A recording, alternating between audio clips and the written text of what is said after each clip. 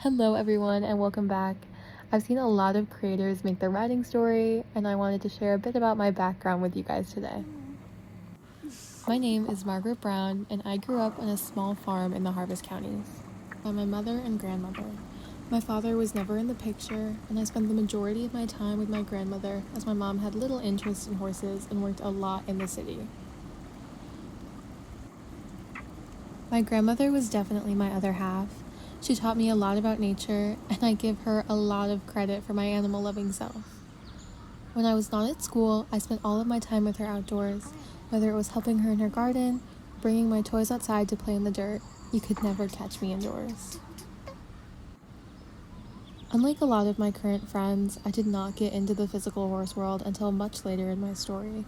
The closest I came to being around horses was my family's neighbor who had a very old horse named Elation, aka Eli.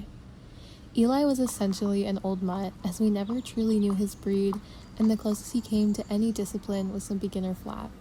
But man oh man, was that horse basically a unicorn in my little kid eyes. He was a gorgeous flea-bitten gray who spent the majority of his time grazing his days away in their small field. Our neighbors had a daughter about my age, and we spent every single weekend dressing up Eli and leading him around the small pasture, pretending we were cowboys or royalty or Grand Prix jumpers. It didn't matter to us, that's exactly what he was. Time went on, and when I was about 9 years old, Eli ended up passing due to old age. The family decided to move following his passing, and they ended up moving to Epona, which was much more suburban, selling their family property. I took the loss quite hard, as I had really grown up with this old guy, and I not only lost him, but lost my friend in a way as well. We definitely still tried to see each other, but with the long drive to and from, we inevitably grew apart. I haven't seen her in over 10 years now, and I really do wonder where she's at and how she's doing. I spent a year craving that horse attention, and did my best to convince my mother and grandmother that we needed a horse on our farm. About a year after my friend had moved, my pleading finally worked. Sort of. My grandmother loved horses nearly as much as I did, and money permitting, she totally would have owned 1,000,000. But of course, life is just never that easy, and when I came home from school one day to the old barn on our property mysteriously cleaner, I was convinced there was a horse waiting for me. To my surprise, when I rounded the corner, it was not quite a horse, dare I say, about half of one. This is, as he came to be known, Puff, the 8.4 hand miniature pony. Now, disclaimer, Puff was probably 19 in this picture when I was about 10 years old, and he's still alive and well to this day, 14 years later. Puff was a rescue from a barn shutdown in the Forgotten Fields, and my grandmother had seen his ad and just couldn't pass up his little face. Puff kind of started our entire family business that is still running to this day, and I really owe him a lot of credit for getting me through some tough times. I learned a lot about natural horsemanship with Puff. Any book you could borrow from my local library about horses and training, I have read. Seriously. I poured my heart and soul into Liberty work with that little guy, and honestly, to this day, I have no idea how I managed to get him to do half of the things he learned. I definitely couldn't do any of those currently. But regardless, it was with Puff that I went to my very first Yorvik Stables Equestrian Festival at the incredible facility of the JSE. My family's farm was about an hour and a half away from the ever so coveted JSE, and while that's not very far, we had just never been for some reason. It wasn't on my radar until that spring I turned 11. Seeing all of the riders at the JSE, something in me definitely clicked, and I knew that I had to do whatever it took to get my foot in the door there. Knowing I couldn't really work there until I was older, I continued my work with Puff, helped my family around the farm, and tried to start focusing on school as I got increasingly more important. When I turned 13, I knew it was now or never I tried to get into the horse world, and I gathered up all of my courage one day after school, walked my butt over to the barn, and talked to one of the managers, Johanna. Johanna was very nice, and in hindsight, she had absolutely no reason to trust a random 13-year-old wearing an I Heart Horses sweatshirt to run literally anything, but lucky for me, she did. As I came to know her as Jo, she offered to let me come by twice a week and pick up poop in the pastures. I was elated. This might have been most people's nightmares, but this was a dream come true for me, and I'm pretty sure I ran home faster than I've ever run to announce this news to my family. I'll spare most of the details because the majority of my early teens was spent shoveling, and creepily watching other people ride in arenas. This really wasn't some glamorous, I worked twice and then got free lessons in a horse kind of job. I worked for probably close to 4 years with no pay and no exchanges. The ever so corrupt equestrian world. Nevertheless, I was just happy to be anywhere near horses.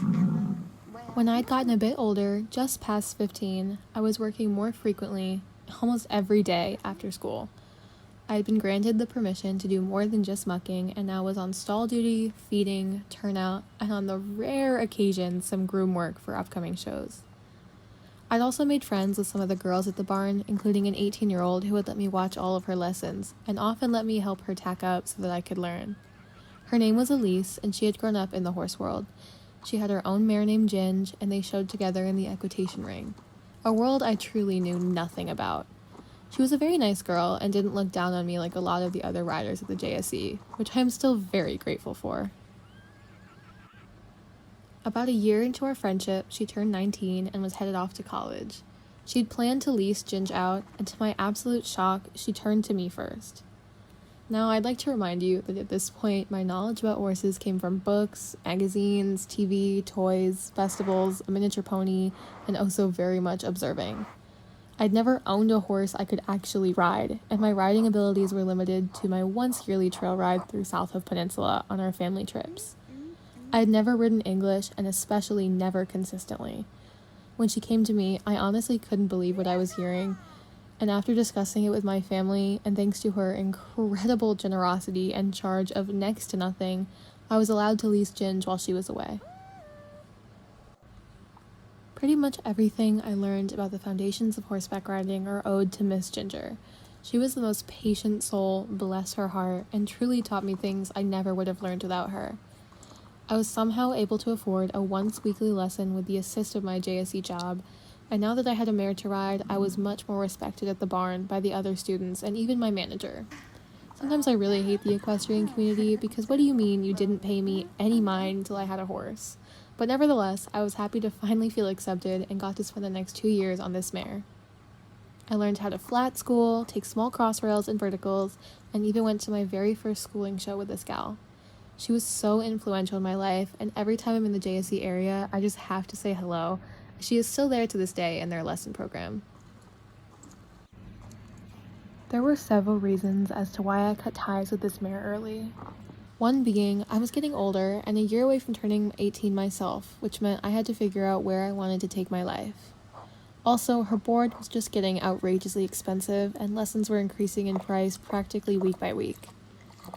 The main reason I left the JSE and the mare Ginge was honestly because I simply realized how unhappy I was at the JSE. It was a facility made of money, and everyone there from students to trainers made you feel it whether you wanted to or not. I didn't feel like I belonged at the JSE, and while I was heartbroken to leave the mare I'd grown to love, I knew I could make it much further with a trainer who actually believed in me. And I wanted to find a place where I could not only learn, but make real friends. I turned 17, and after quitting my job officially at the JSE, I was spending all of my time at home. That summer before my senior year, my aunt, who actually had a horse of her own, ended up moving in with us to help maintain the farm. She had dreams of turning the now empty property into an equine retirement barn, and she could also help care for my grandmother who could no longer handle the place by herself. My mother wanted to move closer to the city for work, and it just made sense for her to come home. I had never met my aunt's horse, but the second that trailer rolled in and Levi stepped out, I was head over heels. Levi was her 15.2 hands hunter pony. He was about 11 years old and had been with her since birth. While my aunt and grandmother fixed up the property, I made it my only summer goal to show in hunters with this horse.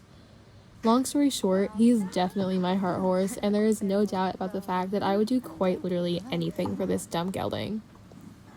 We made our summer goal, and all throughout my senior year, I basically scraped by in school and spent every spare second riding and showing with Levi. He really was responsible for my love for showing and is to this day the strongest bond I've ever had with a horse. Once I graduated high school and college was just around the corner, I knew I'd be going off to Governors Fall for my program, and Levi could not come with me. He was also still my aunt's horse, and while she didn't ride him anymore, she still very much cared for him and would not let him go regardless. I knew I'd see him every time I came home, but leaving him that first year was the hardest thing I'd ever had to do. That first year of school, where I basically had zero interaction with horses, was awful, and I almost gave it up altogether because I just felt so alone where I was. During my first year spring break on my bus home, I noticed a facility I had never seen before, Ocean View Equestrian Center. It was a tiny facility on the outskirts of Cape West, and they were known for their small lesson classes and kind staff. Little did I know that when I went back to that place at the beginning of my summer break, I would find my home away from home. I did a ton of research on Yorvik and found out that they had a summer camp program. I knew I needed to go, and I begged my grandmother to let me. I also somehow convinced my aunt to let me take Levi just for the 2 weeks of camp away from home and board him there. That summer was the best summer of my life, and it was there that I met the closest friends that I still have to this day. The girls at Yorvik are practically family now, and while our lives have shifted and roles have changed, we still go to camp every year and reminisce on those first meetings that summer. Following camp, I knew this barn was the place for me, and it was only about 30 minutes from my college in Governors Fall, which was much closer than the JSC ever was from my house. I had a part-time job in an ice cream shop near school and managed to afford 2 lessons a week at Yorvik during my second year of college. Yorvik had a wide array of incredible lesson horses, and I was able to manage an entire year of schooling on those experienced ponies. After a year of riding with Yorvik, I was asked by the manager of the barn, Sasha, if I'd be interested in being a stable hand. Of course I was, and I took up the role of lead stable hand at Ocean View Eck. A few months after I took up that role, Levi stopped enjoying the show ring, and we all made the decision to let him enjoy his retirement as a schoolmaster at my family's property. Now, not only was I day-to-day horseless, but I no longer had my reliable shower. I was also now consistently working, at a good point in my schooling, and had the means to board somewhere, so I was able to finally begin my very first horse search. It was at this time that I found and purchased one of my current horses, Fennel. Now, was I really in the proper means to purchase a horse? No, I definitely wasn't, and I could not have afforded the sweet mare without the help of my grandmother. Fennel came to me at the age of 6, very green, and on the track of becoming a hunter mare. I decided, nah, I've always wanted to try showing and eventing, so let's swap her discipline. So with little to no training experience, I decided to purchase her with the help of my grandmother and turn her into an eventer. Of course, I knew I would have the help of my friends and trainers at Yorvik, especially Sasha, who knew a lot about training horses, and I owe a lot of her current talent to those that helped in her starting days. This has us about caught up to current day. Since I purchased Fennel, it has been 4 more years. I am now 24, Fennel is 10. I'm a co-manager of Yorvik, surprise, and the proud mother of 2 other horses, Fox and Feta.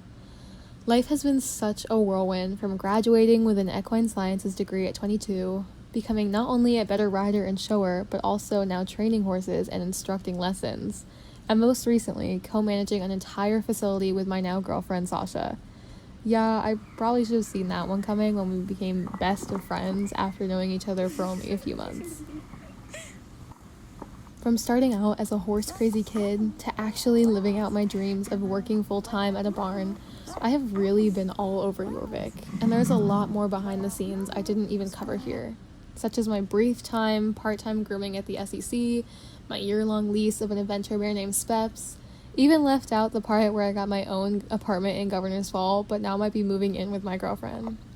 Life just sends you on so many adventures you never think to expect, and I'm so grateful that they have let me find my forever home at Yorvik, my most wonderful friends on the team, and my 3 perfect babies who are my whole world. There is so much more to come with my story, and now that you're caught up, more glimpses into my current life will make their appearances soon. With all that being said, Fox is now trying to eat my phone as I record this, so I'll catch you all next time. Thank you for watching. Bye.